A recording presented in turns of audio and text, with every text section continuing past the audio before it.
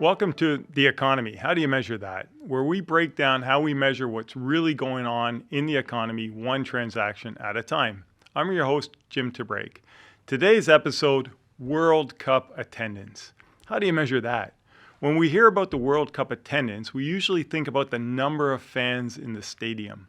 But statisticians see something different. They see household consumption, exports, tourism spending, and international trade and services. So here's the question. How do statisticians record people attending the World Cup?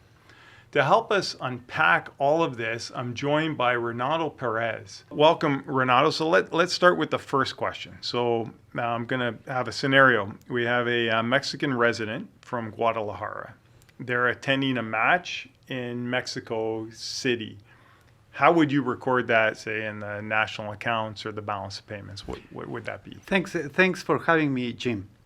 In this case, we will have a domestic consumption. Why? Because the resident, the Mexican, is buying tickets for the stadium, is probably purchasing some goods in the hotel, in the stadium. Even he or she can have a beer there. So it's a domestic consumption in Mexico.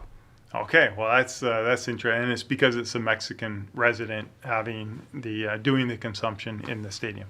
Indeed, and there is no balance of payment transaction. Okay, so next question then is so sitting next to that Mexican resident in the stadium, somebody traveled from Brazil to the stadium.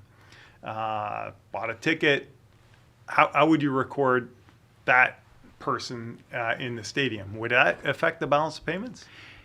That's getting a very interesting question, Jim, because as the Brazilian is a non-resident, that will become a foreign transaction, a cross-border transaction.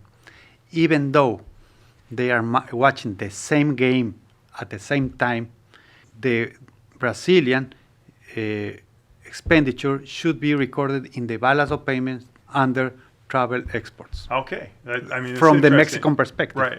Yeah, of course. So we have two people sitting in basically the same seat. You have to record one as a household consumption, the other one as travel exports. So now, let's make this a little bit more complicated. So the Brazilian, during halftime, goes and buys a jersey. And purchases some other things. So how would that purchase be recorded? Excellent question, Jim. That will be recorded under travel services, even it's a good. Why?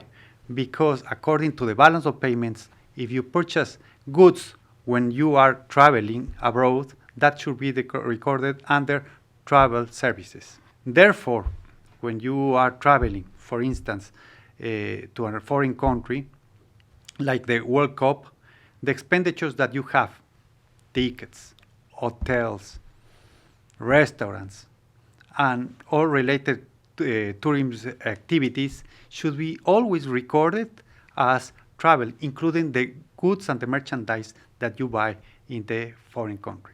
Okay, so people attending the match buy beer, buy souvenirs, buy tickets, obviously, to get in, and this all affects the country's balance payments? Like, there's an impact here? Yes, indeed. That's what it is expected to happen in the World Cup, because many people are coming to the country, for instance, in this case, to Mexico, and this will have an important effect on the travel exports of Mexico to the rest of the world.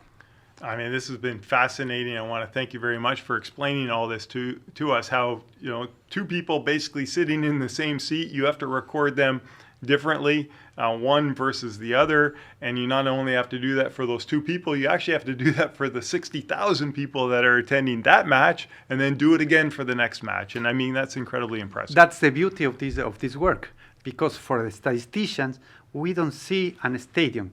We see domestic consumption or exports. Perfect.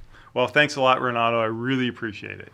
The next time that you watch a packed World Cup stadium, remember, statisticians are not just counting fans. They're measuring global economic flows.